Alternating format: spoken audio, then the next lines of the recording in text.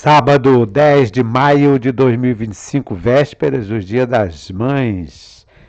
Hoje estarei falando sobre o primeiro documento manuscrito sobre a Real Fazenda de Santa Cruz. O título é Notícia Curiosa e Proveitosa a benefício da Real Fazenda sobre o princípio estado passado e presente da Fazenda de Santa Cruz, que foi dos denominados jesuítas e hoje incorporada na Real Coroa. Veja que eu mantive aqui o título original, então, conforme foi escrito na época. Trata-se de um manuscrito que se encontra na seção de manuscritos da Biblioteca Nacional. É um documento valiosíssimo, é um documento precioso, completo, perfeito, abrangente, irretocável, com a história de Santa Cruz no finalzinho do século XVIII, em 1790.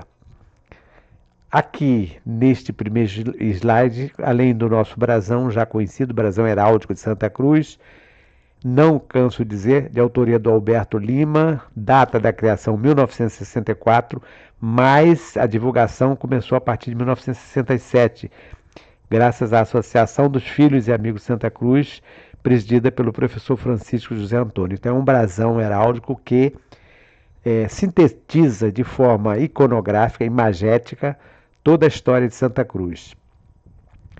Aqui à esquerda tem a primeira página do manuscrito, esse manuscrito que eu estarei falando agora, e embaixo tem no lado esquerdo um mapa rústico, rudimentar, da área que abrangia a Fazenda de Santa Cruz. E à direita, aquele nosso conhecido desenho, também que faz parte desse manuscrito. Então são dois desenhos que fazem parte do manuscrito. Como eu falei, é um manuscrito muito valioso, que tem 420 folhas, todas manuscritas, uma coisa incrível, totalmente legível, e que hoje, graças à tecnologia, né, nós podemos ter acesso pela Biblioteca Nacional pela internet.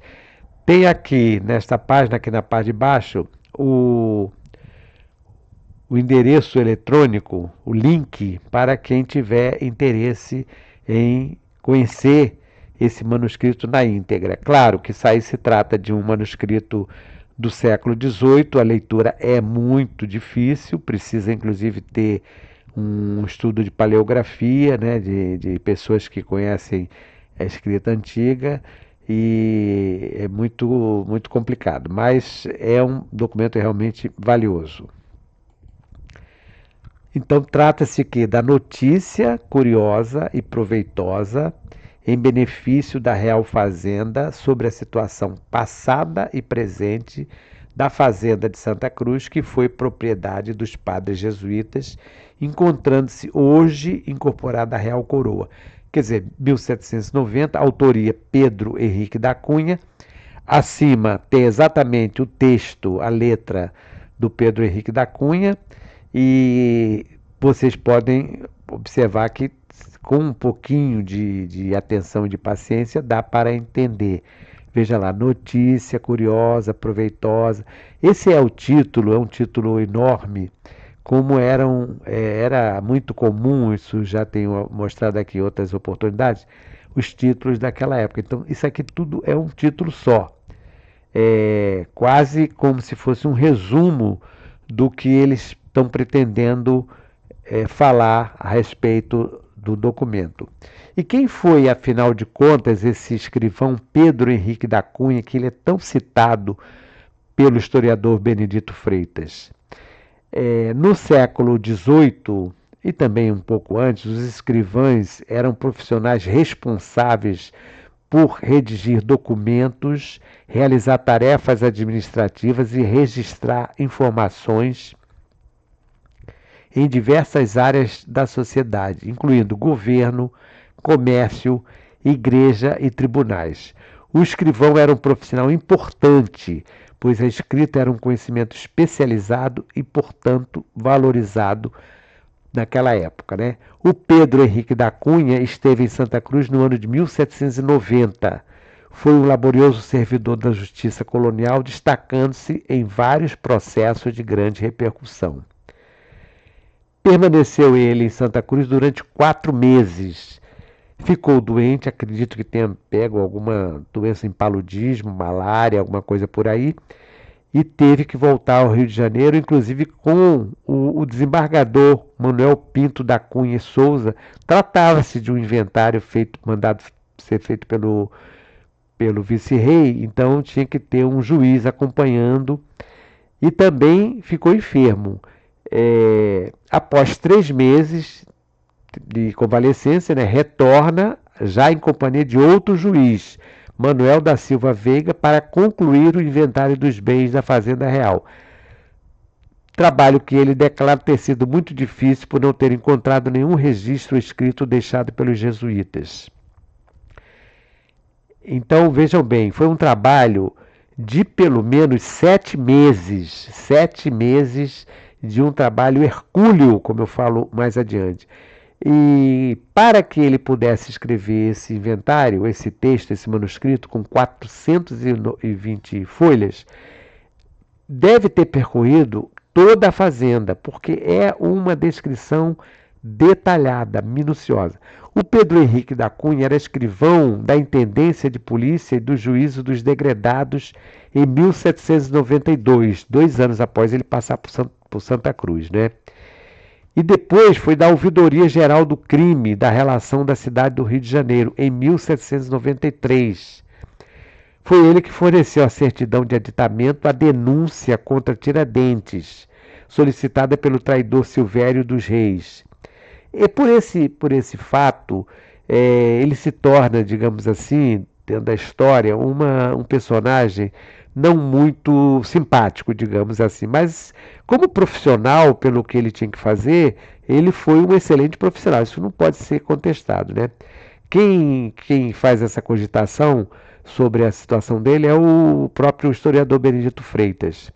Foi também escrivão do processo contra a chamada Inconfidência Fluminense, que na verdade foi uma reunião de intelectuais, de literatos. Então, essas inconfidências, essas conjurações, no século XVIII, isso criava, junto ao governo de Portugal, uma situação de, digamos assim, de precaução, de certo temor do que poderia vir por aí.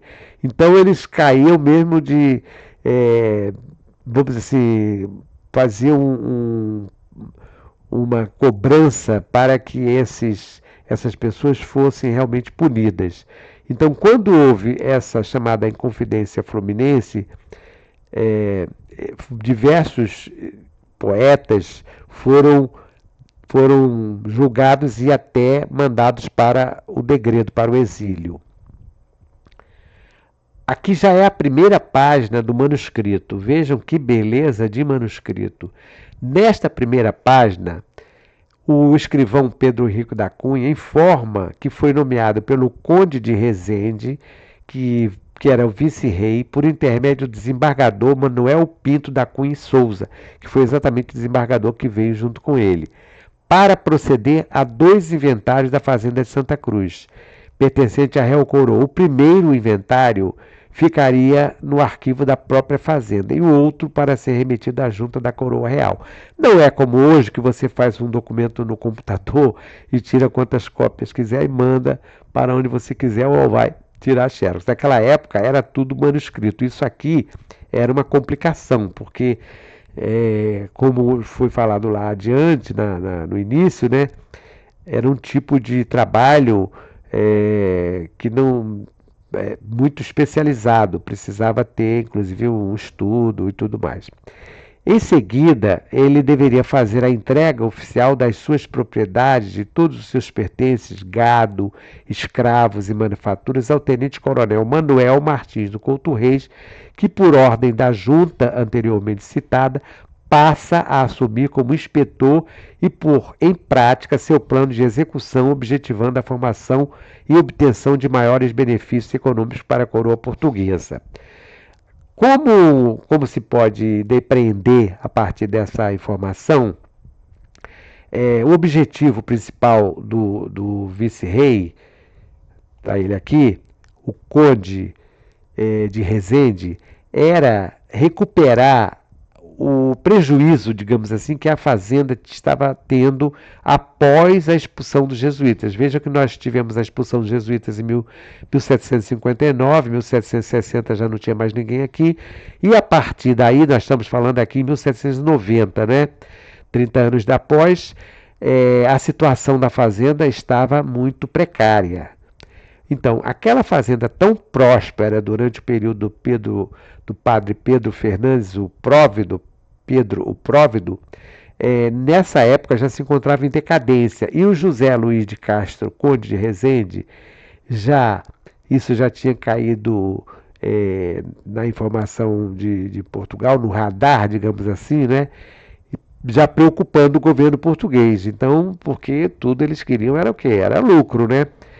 E pretendia, então, que a partir da nomeação do Couto Reis, Manuel Martins do Couto Reis, de quem já falamos que era um oficial competente, desde tenente, né?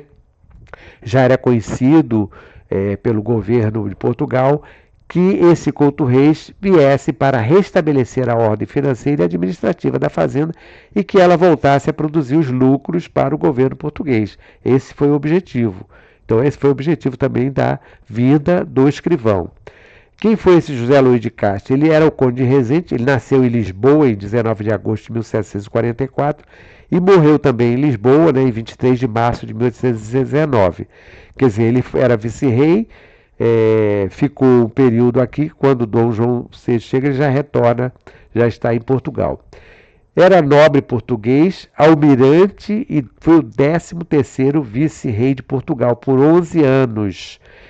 Então, de 4 de junho de 1790 a 14 de outubro de 1801.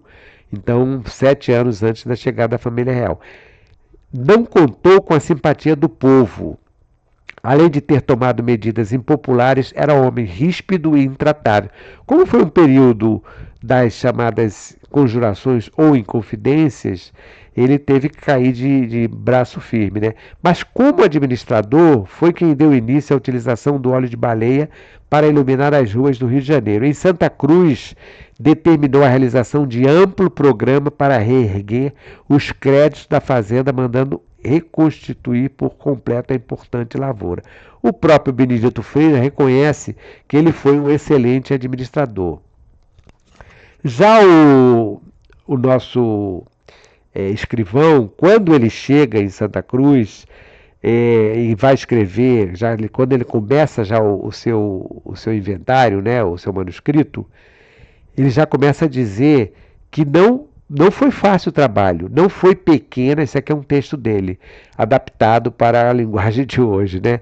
Não foi pequena a dificuldade para escrever este inventário, porque não havia na fazenda nenhum registro deixado pelos padres jesuítas.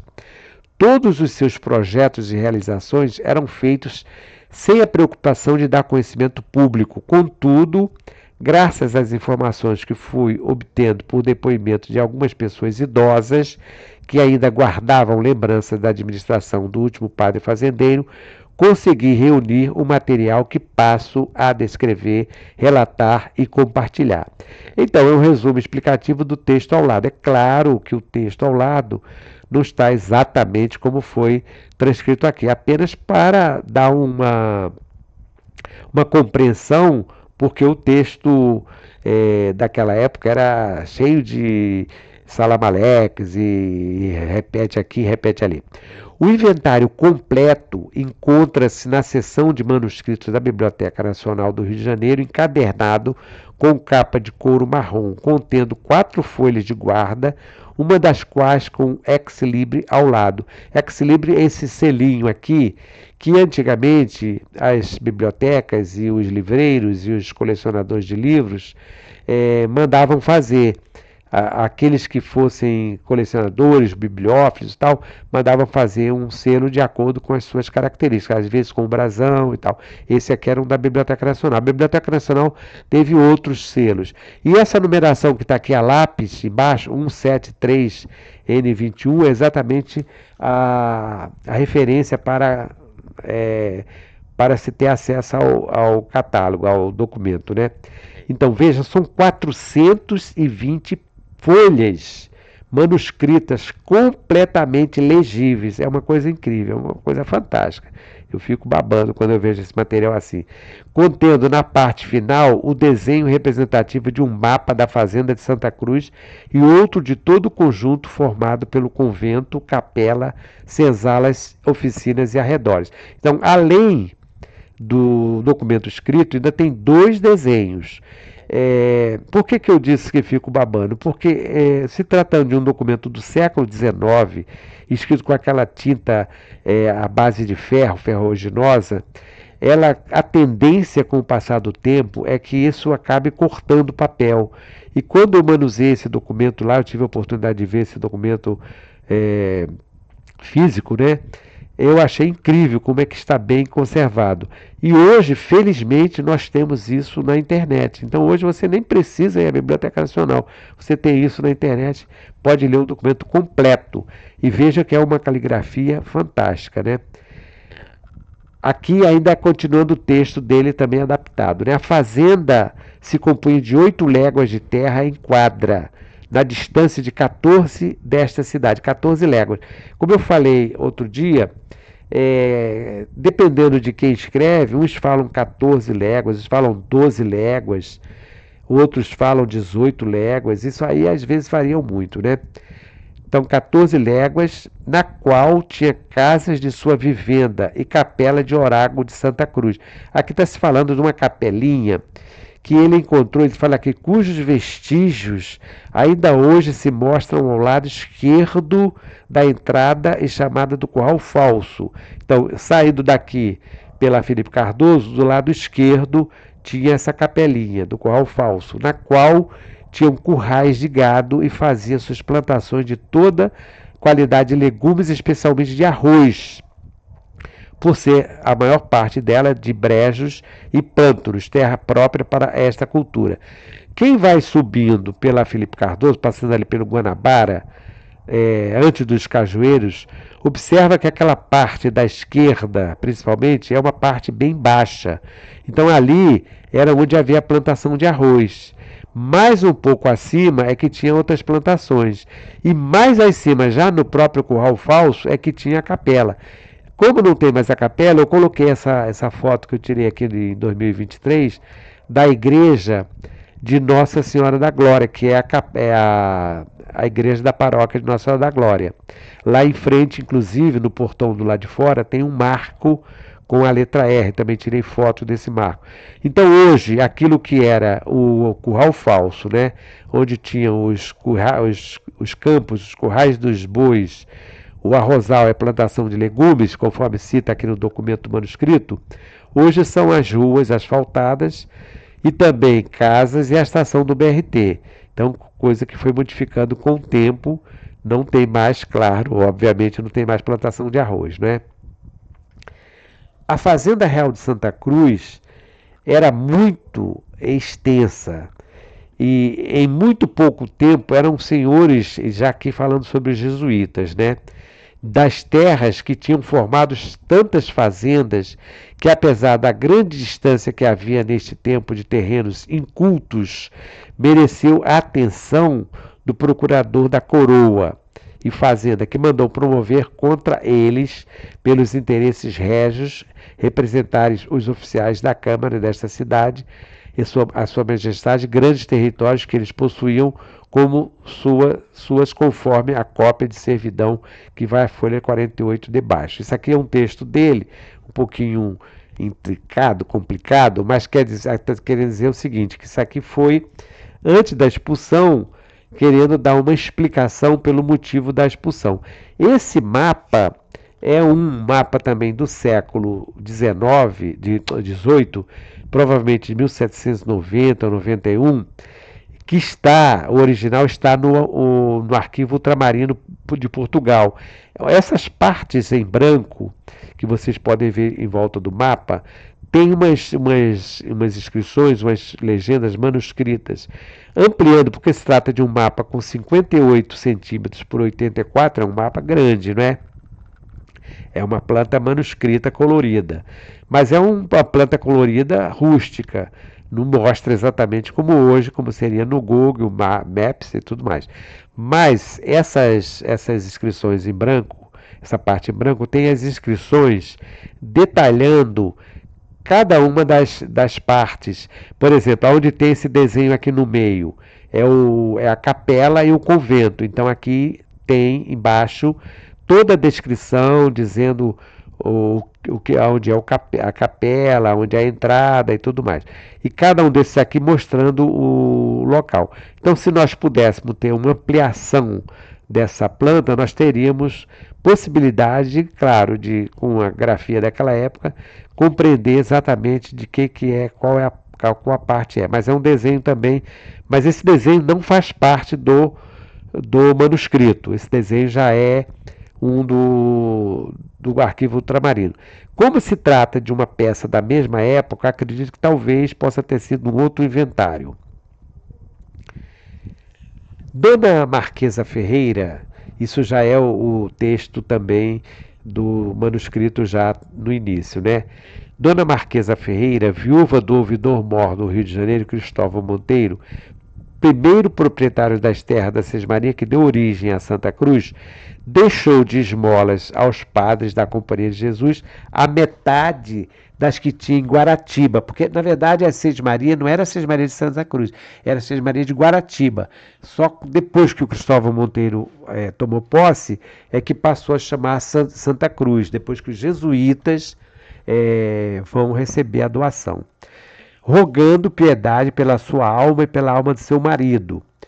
Havia no interior da igreja um quadro pintado de azul com letras douradas, ordenando aos superiores e demais sacerdotes que celebrassem missas em dias festivos, encomendando ambas as almas. Então, isso era uma prática da época, porque eles acreditavam, porque isso chamasse um legado pio, quer dizer, uma doação piedosa, que foi da família do Cristóvão Monteiro.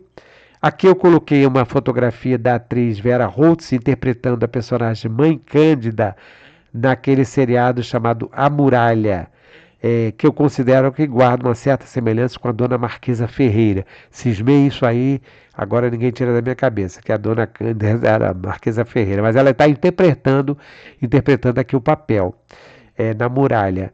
E como eu estava falando, então a Dona Marquesa pediu e os padres jesuítas mandaram fazer um quadro, como vocês podem ver aqui, um quadro azul com letras douradas. Então, todos os padres que chegavam, isso nós estamos falando aqui em 1589, esse quadro continuou lá quando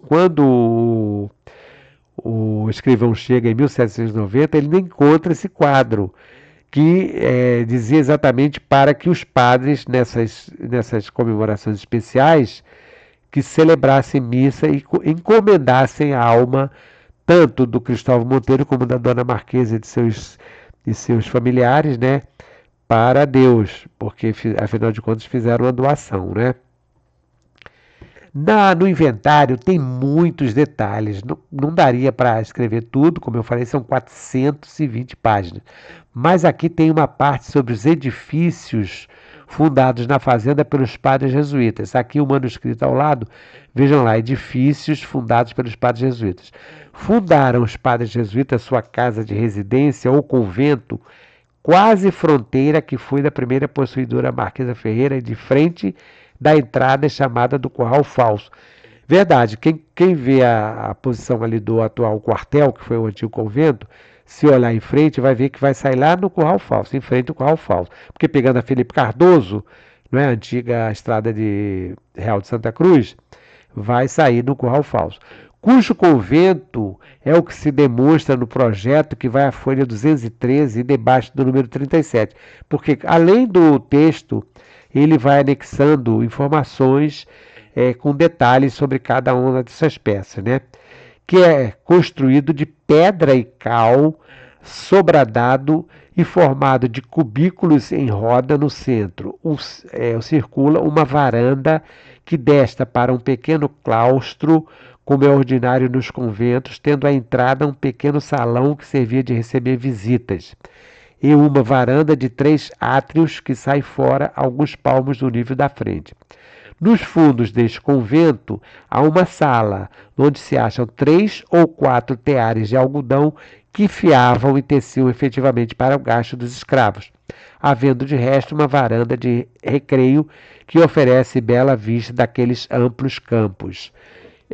Tem aqui nas ilustrações acima, tem uma foto, reprodução do óleo sobre tela da Unilda Aquino, mostrando a capela e a residência, bem ainda simples, né?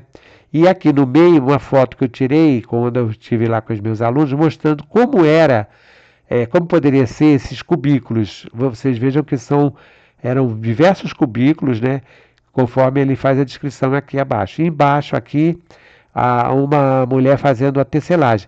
Então, esse tear, era para fazer o tecido que mais tarde serviria para as roupas, as indumentárias dos escravos. Os escravizados recebiam então as roupas, né, com esse tecido, que era um tecido grosso, porque não era nada fino naquela época, né? Esse é um mapa bem rústico, bem rudimentar, apenas representando. Somente se nós pudéssemos fazer uma ampliação com essa legenda que está aqui abaixo do mapa, é que nós poderíamos ter uma ideia exatamente de que é cada coisa. Mas aqui, pela demonstração do mapa, nós podemos chegar à seguinte conclusão. Do lado esquerdo, aqui onde está essa parte marrom, seria, no caso, Sepetiba. Aqui embaixo tem uma ilha, poderia ser talvez a Ilha da Madeira, porque como a fazenda pegava toda essa área, nós poderíamos incluir aqui a Ilha da Madeira. Esses traços que correm aqui seriam os rios, né? O Rio Guandu, o Rio Itá, mais ou menos por aí. Lá em cima, as serras, poderiam ser as serras de Itaguaí, ou simbolizando, talvez, as serras já de Matacãs, lá em Vassouras, porque como a fazenda era muito extensa, né? Então, o ideal seria tentar ampliar esse mapa, né? Que quando ele aparece lá no manuscrito, ele não aparece nessa posição, ele aparece na posição vertical, mas para que pudesse caber aqui no slide, até porque a legenda está embaixo, então eu coloquei assim no sentido horizontal. Mas então aqui à esquerda seria Sepetiba, lá em cima as serras talvez de Vassouras, e a parte aqui mais central seria então a parte central de Santa Cruz. Isso, como eu estou falando aqui, não se trata de um mapa, uma carta com os detalhes de hoje, é apenas uma representação simbólica. Já esse aqui é um outro desenho também, que não é vamos dizer, uma obra de arte, embora não deixe de ser um desenho interessante. E esse desenho, à frente, aqui já é o texto que ele escreve lá no manuscrito, né?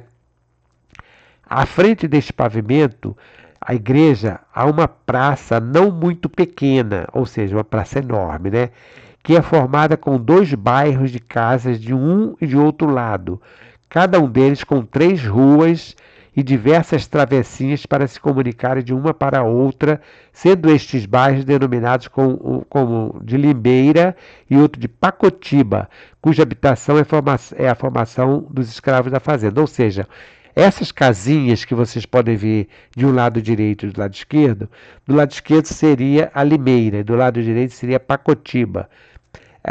Aqui no centro tem o Cruzeiro, né, que esse cruzeiro foi colocado pelos jesuítas e foi mantido depois. Atualmente tem um cruzeiro lá que é uma réplica. Lá acima, na parte mais superior, seria uma hospedaria, né, onde eles recebiam os visitantes. E na parte de baixo era o hospital que depois foi transferido. Aí tem o convento e a residência. Quer dizer, isso é uma representação. As oficinas ficavam nessa parte onde tem dá a impressão que é um calçamento ali. Então, ali à esquerda, aquela parte maior, aquela casa maior ali, eram as oficinas, diversas oficinas de casa de farinha e tudo mais. Então, é um mapa também que tem uma legenda embaixo, que vocês podem ver, e por essa legenda é fácil de compreender o que era cada uma das partes. Mas, como eu disse, teria que fazer uma ampliação para compreender. O, o nosso escrivão Pedro Henrique da Cunha, ele vai detalhando tudo. E também a Ponte dos Jesuítas. Naquela época ele não chamava Ponte dos Jesuítas. Ele escreveu: construíram uma ponte de pedra de cantaria lavrada que atravessa o rio Guandu, de uma parte a outra, bastantemente alta, quer dizer, bem alta, né? Sustentada sobre arcos e pilares, por entre os quais deságua no mesmo rio e nas margens deles de um e outro lado. Fizeram em maior distância de uma légua um paredão de terra, à semelhança de muros, pondo na mesma ponte umas portas de madeira, que são as comportas, né? Que se suspendiam por corrente de ferro e baixavam quando era preciso. Porque, nas ocasiões de seca, fixando e abaixando as portas, suspendia a saída da corrente do rio e ia crescendo até onde chegava à altura dos mesmos, e levantando as portas, saía com violência a água, que se comunicava por todas as valas para represar os campos e dar de beber ao gado. Essa descrição é muito interessante porque nós estamos falando aqui de uma descrição de 1790 e baseada na informação que ele recebeu de algumas pessoas idosas que ele próprio esteve visitando, com certeza, porque vai passar 7 meses aqui para conhecer tudo, né? Então aqui tem uma foto que eu tirei da Ponte dos Jesuítas em 2022 para que vocês possam ter uma ideia. É claro que a ponte aqui ela já passou por uma série de modificações, mas pela descrição do Pedro Henrique da Cunha, dá para se ter uma ideia de como era. E ele também faz a descrição da olaria, só que, como eu precisei fazer uma seleção de matérias, né, então não pude colocar tudo. Havia na Fazenda Real de Santa Cruz 22 currais de gado, vacum, quer dizer, bovino, né? E cavalos, cada um com o nome de santos ou relacionados à igreja. Aqui, além do manuscrito, eu mantive a grafia como na época, mas mostrando para vocês quais eram esses campos. Então, São Franco, não é Franco, é São Francisco, São Ignácio, não é Ignácio, é Inácio, São Estevão, Santo Antônio, São Pedro, Nossa Senhora, São Paulo, Santa Bárbara, São Miguel, Santo Agostinho, Santa Luzia, São Marcos, Comissão, São Luís, Almas, Teresa, Ana, Cruz, Santa Igreja, Todos os Santos, São José e Brás. Esses campos, com o tempo, alguns deles foram mudando. Tem aqui um mapinha também que está muito reduzido, mas era exatamente a localização dos campos, porque cada campo desse, dependendo da posição, a criação do gado tinha um número maior ou menor de gado, porque também devido à questão dos alagamentos, da formação de pantanos, né? O gado também podia morrer. Aqui tem o desenho do Oswaldo Eduardo Lioy, mostrando um boiadeiro, né? E aqui nós finalizando, não, ainda não está finalizando não. O inventário produzido pelo escrivão Pedro Henrique da Cunha é documento completo, abrangente e irretocável sobre a situação da Fazenda Real de Santa Cruz em 1790. Há praticamente informações sobre tudo que se produzia e poderia ser melhorado, conforme prova o relatório do plano do coronel Manuel Martins do Couto Reis. Então aqui, nesse resumo, tem todas as informações mais importantes. Cada uma dessas colunas representa tanto o número de pessoas, pessoas que eram pessoas livres, né? Os escravizados, as mulheres, os homens, aí vai a descrição toda até no finalzinho aqui, quanto é que estava dando de produção final em termos de lucro, né? É, tanto a questão do número total de pessoas, como também de todos aqui, ó, cavalos, perus, galinhas, o gado bovino, tudo referente aqui. Então, é um resumo que dá uma ideia da produção e da população naquela época. Após 7 meses de um levantamento hercúleo, o escrivão Pedro Henrique da Cunha, que inclusive ficou doente na primeira fase da sua permanência em Santa Cruz, concluiu o texto do seu inventário com a mais completa produção escrita sobre a Fazenda Real, que havia sido administrada pelos padres jesuítas durante 170 anos e que fora confiscada pelo governo português em 1760. Todos os historiadores que escreveram sobre a história de Santa Cruz, de uma ou de outra forma, se basearam no que havia sido criteriosamente levantado pelo escrivão. Eu considero isso fundamental porque quando nós fazemos a leitura de livros publicados hoje por professores, eméritos, doutores, todos eles, de alguma forma, foram beber nessas fontes antigas. Muitos, inclusive, transcrevem, nem citam. O Benedito Freitas, pelo menos, ele cita, né? Mas o Benedito Freitas, o José de Saldanha da Gama, na sua História da Imperial Fazenda Santa Cruz, o Manuel Martins do Couto Reis, nas suas Memórias de Santa Cruz, olha que eu estou falando de dois autores do século XIX. Todos eles foram pegar informações aqui. Então, é o documento prioritário, é o príncipe, é o primeiro, é o original, é a mãe, amanhã é dia das mães, então é o mater, né? É um documento que precisa ser reconhecido, precisa ser lido, precisa ser valorizado. E, infelizmente, às vezes, muitos historiadores vão passando, vão transcrevendo, vão publicando livros e mais livros com títulos diferentes e dando a impressão que estão descobrindo a pólvora, mas não é nada disso, é coisa que já foi publicada já há muito tempo. É por isso que eu valorizo muito esse documento, eu acho que a gente tem que estar conhecendo sim. Agora, como se trata de um amplo documento, um extenso documento, como eu falei, 420 folhas manuscritas, e numa escrita do século XVIII, difícil de ser feita a leitura, é claro que não dá para se falar de tudo, mas eu fiz uma relação aqui de alguns assuntos, alguns temas que são incluídos neste documento, nesse manuscrito. Primeiro, formação territorial da fazenda. Ele vai falando como essa fazenda foi formada, desde a doação pela Marquesa Ferreira, a posse pelo Cristóvão Monteiro, a posse pelos jesuítas, depois a capela e produção agrícola e pecuária do Curral Falso, que isso aqui, ainda no tempo do Cristóvão Monteiro, porque ele esteve visitando lá o local, inclusive ele disse que ainda encontrou vestígios do Orago e das construções que existiam naquela época.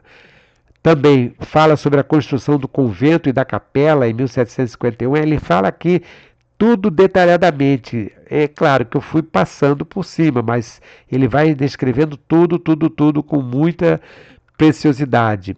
Depois, a descrição detalhada da propriedade. O que tinha na propriedade em todos os setores.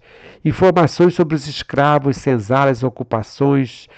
Tudo isso vai aparecendo, inclusive sobre as irmandades dos escravos, sobre as roupas que eles vestiam, a respeito também do sepultamento dos hospitais. Eu até esqueci de anotar aqui, hospital, como é que era feito o atendimento. Isso tudo é uma coisa fantástica. Oficinas, olaria, benfeitorias, aí vai falando cada uma produção, uma por uma. Ponte dos jesuítas, canais, valas, descrição e características, é uma coisa primorosa. Estradas, caminhos, foreiros, ocupações, informações biográficas sobre o padre Pedro Fernandes e descrição detalhada sobre a sua administração. O Saldanha da Gama, o Couto Reis, o padre Serafim Leite, que é o historiador da Companhia de Jesus, retirou informações aqui dele. Não cita o padre Serafim Leite, porque ele faz uma crítica também à famosa monita secreta. No manuscrito ele fala muito dessa monita secreta. Ele faz um anexo para dizer o que era essa monita secreta.